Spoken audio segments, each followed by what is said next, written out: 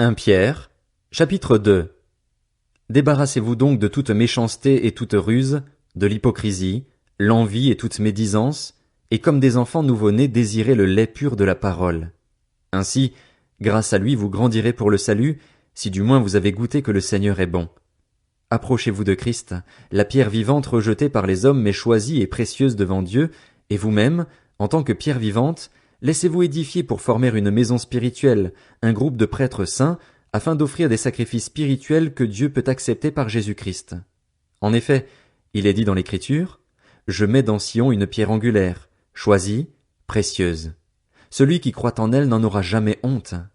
Elle est donc précieuse pour vous qui croyez. Quant à ceux qui désobéissent, la pierre rejetée par ceux qui construisaient est devenue la pierre angulaire.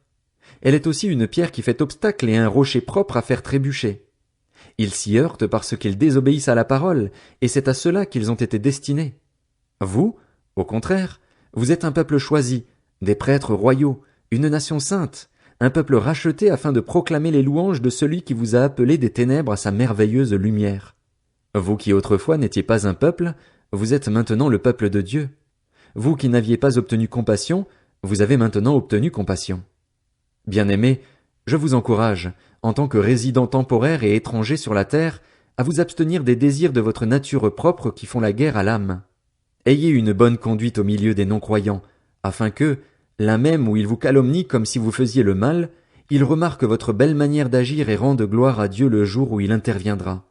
À cause du Seigneur, soumettez-vous à toutes les institutions établies parmi les hommes, soit au roi parce qu'il est au-dessus de tous, soit aux gouverneurs parce qu'ils sont envoyés par lui pour punir ceux qui font le mal et approuver ceux qui font le bien. En effet, c'est la volonté de Dieu qu'en pratiquant le bien vous réduisiez au silence l'ignorance des hommes dépourvus de bon sens. Comportez-vous en homme libre, sans faire de la liberté un voile qui couvre la méchanceté mais en agissant au contraire comme des serviteurs de Dieu. Respectez chacun, aimez les frères et sœurs, craignez Dieu, honorez le roi.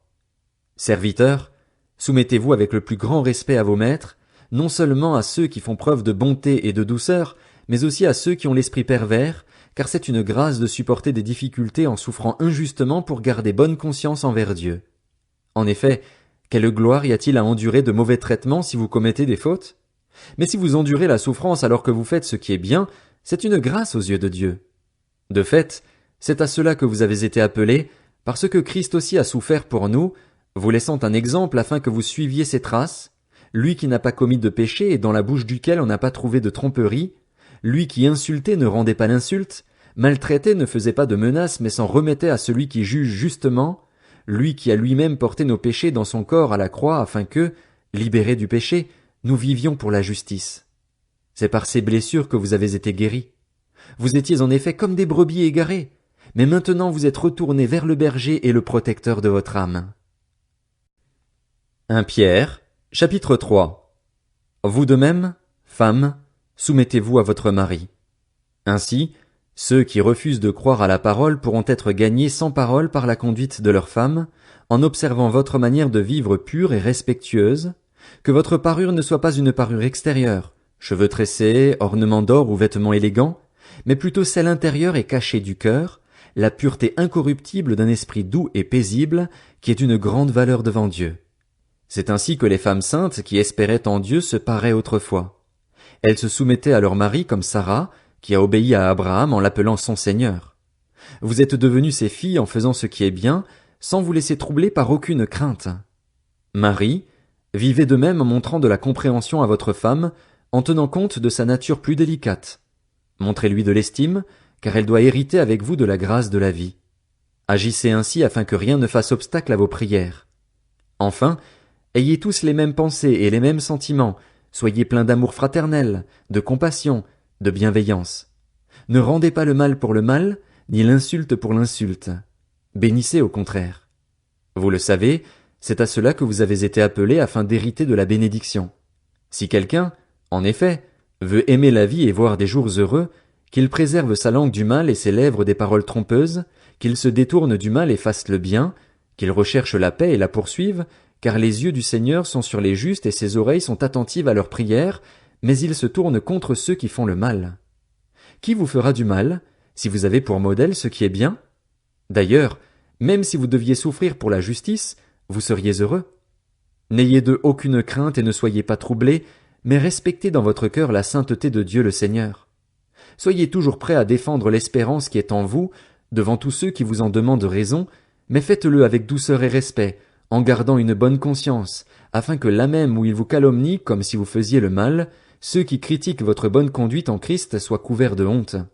En effet, il vaut mieux souffrir, si telle est la volonté de Dieu, en faisant le bien qu'en faisant le mal. Christ aussi a souffert, et ce une fois pour toutes, pour les péchés. Lui le juste, il a souffert pour des injustes afin de vous conduire à Dieu. Il a souffert une mort humaine, mais il a été rendu à la vie par l'Esprit. C'est alors aussi qu'il est allé faire une proclamation aux esprits en prison, ceux-là même qui avaient été rebelles autrefois, lorsque la patience de Dieu se prolongeait à l'époque de Noé, pendant la construction de l'arche. Un petit nombre de personnes, à savoir 8, sont entrés dans ce bateau et ont été sauvés à travers l'eau. C'était une figure, nous aussi maintenant, nous sommes sauvés par un baptême qui ne consiste pas dans la purification d'une impureté physique, mais dans l'engagement d'une bonne conscience envers Dieu. Il nous sauve à travers la résurrection de Jésus-Christ qui est monté au ciel, a reçu la soumission des anges, des autorités et des puissances et se trouve à la droite de Dieu. 1 Pierre, chapitre 4. Ainsi donc, puisque Christ a souffert pour nous dans son corps, vous aussi armez-vous de la même pensée. Celui qui a souffert dans son corps en a fini avec le péché afin de ne plus vivre en suivant les désirs des hommes, mais la volonté de Dieu, pendant le temps qu'il lui reste à vivre ici-bas. C'est déjà bien suffisant d'avoir par le passé accompli la volonté des non-croyants en marchant dans les désordres, les convoitises, l'ivrognerie, les orgies et autres beuveries ainsi que dans les idolâtries criminelles. Aussi trouve-t-il étrange que vous ne vous précipitiez plus avec eux dans le même débordement de débauche, et ils vous calomnient.